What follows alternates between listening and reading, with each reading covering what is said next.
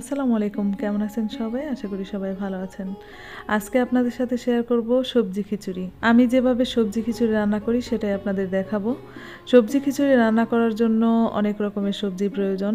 আমি আমার ছাদ বাগান থেকে কিছু সবজি নেওয়ার জন্য আসছি। কি কি সবজি নেই অবশ্যই আপনাদের সাথে শেয়ার করব, আর ভিডিও শেষ পর্যন্ত থাকার অনুরোধ করছি। ভিডিও দেখে একটা লাইক করবেন আর অবশ্যই ভিডিও রিলেটিভ কমেন্ট করবেন। অনেকে আছেন ভিডিও রিলেটিভ কোনো কমেন্ট করেন না।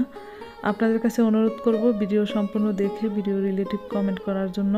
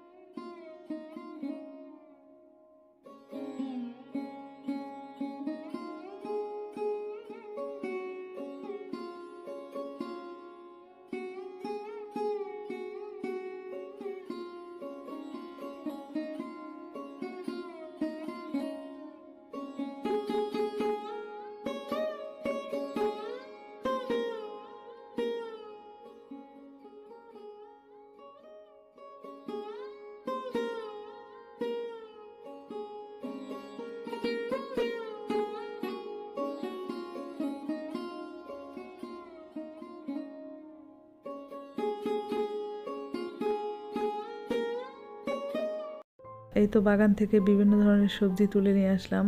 সবজিগুলো দেখতে এত সুন্দর লাগছিল, তাই না? একদম ফ্রেশ টাটকা টাটকা সবজি। এরকম সবজি দিয়ে সবজি খিচুড়ি রান্না করলে ভীষণ মজা হয়। আমি মাঝে মধ্যে আমার বাগানের সবজি দিয়ে সবজি খিচুড়ি রান্না করি। সব সময় আপনাদের সাথে শেয়ার করা হয় না। মাঝে মধ্যে মনে হয় যে একটু শেয়ার করি, একটু শেয়ার না করলে কেমন হয়।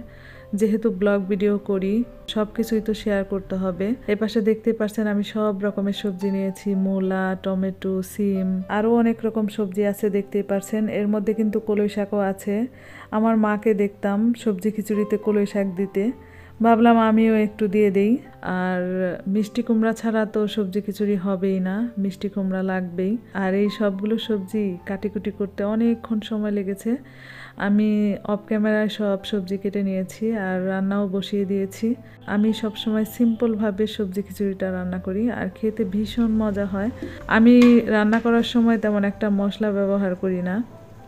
একদম বেশি মশলা দিয়ে রান্না করলেই যে মজা হবে সেটা কিন্তু না। খিচুড়িতে ডালের পরিমাণ একটু বেশি হলে খিচুড়ি মজা হয়, এটা আমার মায়ের মুখে থেকে শুনেছি। সেজন্য আমি এখানে 4 রকমের ডাল দিয়েছি। আমি যখনই সবজি খিচুড়ি রান্না করি তখন অনেক রকমের ডাল দেওয়ার চেষ্টা করি। এখানে আমি 4 রকমের ডাল দিয়েছি, তারপর বিভিন্ন ধরনের মশলা দিয়ে একটু লবণ দিয়ে নাড়াচাড়া করে পরিমাণ মতো পানি দিয়ে দিয়েছি। আমি সবসময় নরম খিচুড়ি খেতে বেশি পছন্দ করি, যেটা একটু মাখা মাখা হয়, সেরকম খিচুড়ি খেতে আমার বেশি ভালো লাগে। তো অনেকক্ষণ এইভাবে নাড়াচাড়া করার পরে আমি কিন্তু বাগার দিয়ে দিয়েছি।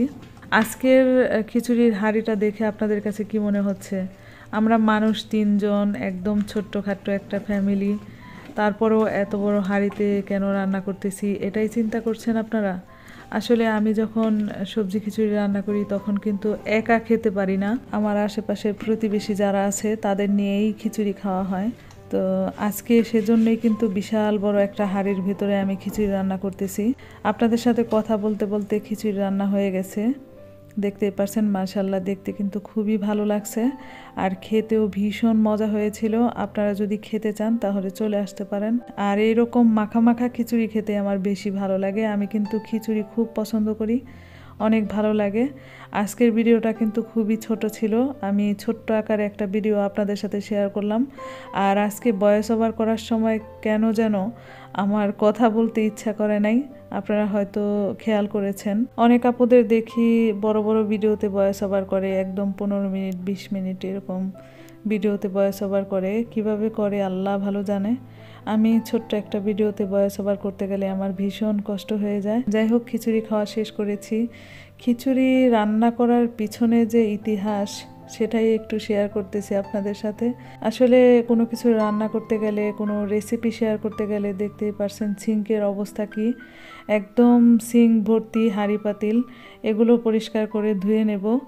আসলে সব সময় এগুলো আপনাদের সাথে শেয়ার করা হয় না, খুব সুন্দর করে একটু রান্না বান্না করে আপনাদের সাথে শেয়ার করি। আজকে একটু ক্যামেরার পিছনের গল্প আপনাদের সাথে শেয়ার করলাম। যাই হোক, ভিডিওর এ পর্যন্ত যারা ছিলেন এখনও ভিডিওতে একটা লাইক করেননি, তারা একটা লাইক করে দিবেন। আজকের ভিডিও এ পর্যন্তই। আপনারা সবাই ভালো থাকবেন, সুস্থ থাকবেন, নিরাপদে থাকবেন। আগামী ভিডিও দেখার আমন্ত্রণ জানিয়ে আজকের মতো বিদায় নিচ্ছি। আল্লাহ হাফেজ।